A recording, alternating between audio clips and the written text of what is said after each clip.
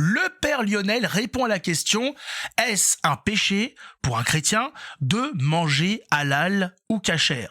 Alors pour ceux qui ne le sauraient pas, manger halal, ça consiste à manger des aliments qui ont été sacrifiés à la divinité des musulmans, et kasher, je sais plus exactement ce que c'est. Bon, les deux, c'est lié à des rites pour nous, ce qui est considéré comme des démons. Voilà, c'est des trucs qui n'ont rien à voir avec nous. Je le rappelle, nous on sacrifie rien. Jésus s'est sacrifié pour sauver le monde, et nous perpétuons ce sacrifice à la messe, et grâce à Jésus, il n'y a plus de sacrifice. On ne sacrifie plus de bêtes, rien. Voilà, il n'y a plus de sacrifice nulle part, grâce à Dieu qui est venu pour sauver l'humanité, pour racheter les péchés de l'humanité. Et donc, malheureusement, il y a des cultes qui continuent les sacrifices, et donc la question c'est, vu que ces cultes aujourd'hui sont industrialisés, qu'on peut accéder à cette nourriture dans nos commerces, est-ce qu'un chrétien a le droit d'en manger? C'est la question posée à Père Lionel. Mettez un pouce, abonnez-vous, on regarde sa réponse ensemble, et ensuite on en parle. Alors, oui, il est permis pour nous chrétiens de manger kasher ou halal, parce que, en fait, Jésus nous a libérés de toutes les règles alimentaires, de tous les interdits alimentaires. En fait, ce qui est important, ce qui est premier pour Jésus, c'est de... Alors, on peut toujours pas manger d'êtres humains, hein. Le cannibalisme n'est pas permis. Il y a des restrictions alimentaires quand même. Voilà, mais elles sont assez logiques. En Dieu, d'aimer Dieu et d'aimer son prochain. C'est ça les règles importantes pour Jésus. Et donc, il nous libère de toutes ces règles alimentaires, et ça nous permet de vivre des moments de convivialité, de prendre nos repas avec tout le monde, voilà, et de vivre cette fraternité avec tous au cours des repas et au cours d'autres moments de la vie.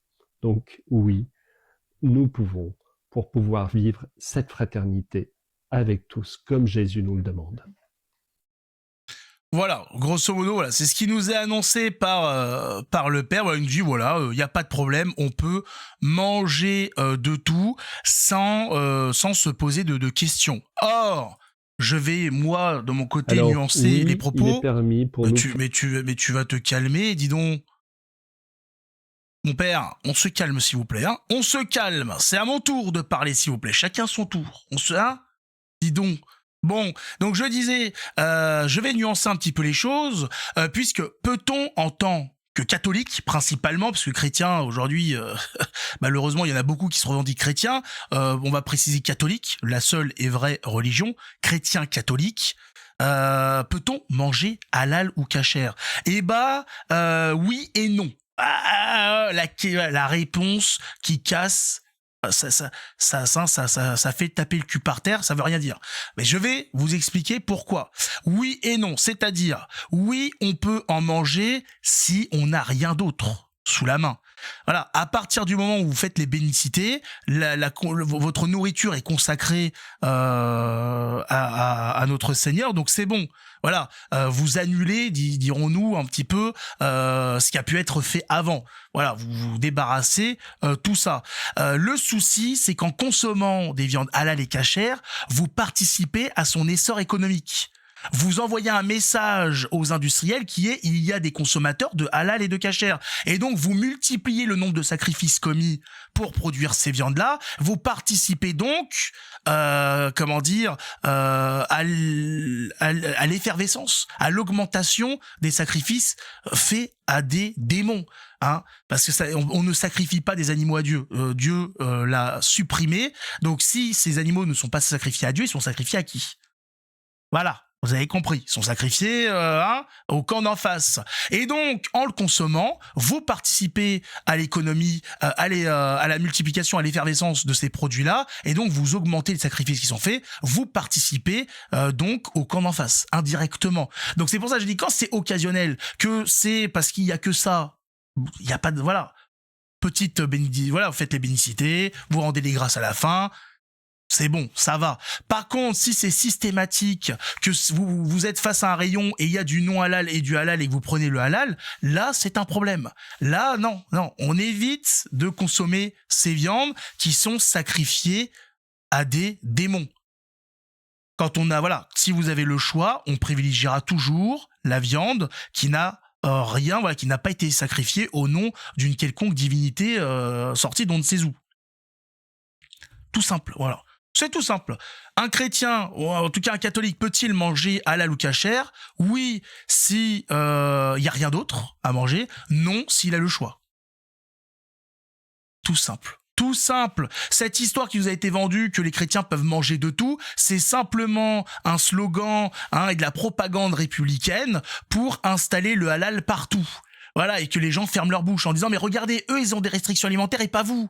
Alors fermez vos gueules et consommez, c'est tout. » Et on va dire « Non, nous aussi, on a des restrictions alimentaires. » C'est-à-dire, nous, on n'a pas le droit de consommer de viande humaine. Bon, ça, c'est à peu près pareil pour tout le monde. Ça, à part 2-3 uluberlus, par exemple comme Jacques Attali qui était à la télé il y a quelques décennies, il y a l'extrait qui est disponible où il explique à la télé qu'il a consommé de la viande humaine. À part ces gens un petit peu psychologiquement atteints, la plupart des gens, la consommation de viande humaine, c'est pas envisagé du tout. Et pour ce qui est des viandes sacrifiées, on n'y a pas le droit, tout simplement. Parce que sinon, c'est participer à ces sacrifices. Voilà. Simple. Donc quand on vous dit non mais ferme-la, toi tu as le droit de tout manger, donc tu vas en manger, tu dis non, ça marche pas comme ça. Voilà. Et vous lui expliquez pourquoi et le problème est réglé.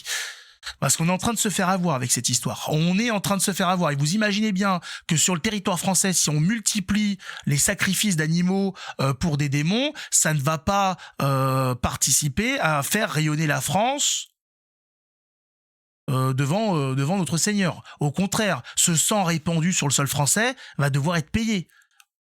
Vous comprenez? C'est tout simple. C'est pas plus compliqué que ça. Donc, privilégiez toujours la viande non halal ou non cachère de la viande normale. Voilà, tout simplement. Malgré ce qui est en train d'essayer de faire le gouvernement, en tout cas l'industrie en général. Voilà, tout ça, poubelle. Si vous voulez être sûr, si vous achetez de la viande en barquette dans le commerce et vous voulez être sûr de ne pas avoir du halal, ce qui est vendu normalement, je dis bien normalement, en barquette par le supermarché, normalement Intermarché ne produit pas de halal. Après, est-ce que les produits déjà conditionnés qui arrivent chez eux sont halal ou pas, ça je sais pas, mais il me semble qu'Intermarché a déclaré ne pas faire de halal et donc de ne pas vendre de halal. Donc normalement, tout ce qui est conditionné par Intermarché lui-même n'est pas halal. Au contraire de Leclerc, je crois qu'il a décidé de vendre que du halal. Enfin voilà, il y a une compétition, il y a une guerre qui est menée. Nous devons y participer en jetant tout ça à la poubelle et en mangeant des produits qui n'ont été souillés par personne et par aucun rite quelconque, tout simplement. Mettez un pouce, abonnez-vous. On se retrouve dans une prochaine vidéo. Que Dieu nous garde. Ciao tout le monde.